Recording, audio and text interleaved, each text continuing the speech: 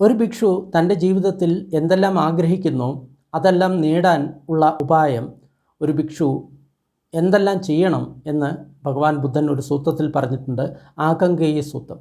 അതിൽ ഒരു ഭിക്ഷു ആദ്യമായിട്ട് ശീലത്തിനെ പാലിക്കണം, പിന്നെ വിനയത്തിലെ സർവ്വ നിയമങ്ങളും പാലിക്കണം, ഒരിക്കലും യാതൊരുവിധ നിയമവും തെറ്റിക്കാതെ ആ വ്യക്തി ജീവിക്കണം, ശീലം പാലിക്കണം, സമത പാലിക്കണം, അതേപോലെ തന്നെ വിപശന പാലിക്കണം, ധ്യാന അഭ്യസിക്കണം. അതുകൂടാതെ വിജനമായിട്ടുള്ള സ്ഥലത്ത് ആ ഭിക്ഷു സാധന ചെയ്യണം.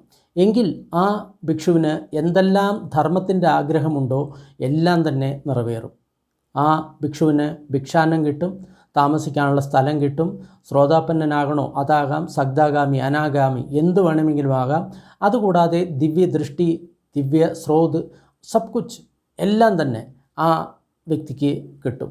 പക്ഷേ മെയിനായിട്ടുള്ള കാര്യം ആ വ്യക്തി ഇതിനെപ്പറ്റി ആലോചിക്കണം, അതായത് അതിനുവേണ്ടി പ്രയത്നിക്കണം. ഭഗവാൻ ബുദ്ധൻ പറഞ്ഞിട്ടുള്ള ശീലസമാധി പ്രജ്ഞയിൽ കൂടെ ആ വ്യക്തി എപ്പോഴും കടന്നു പോകണം.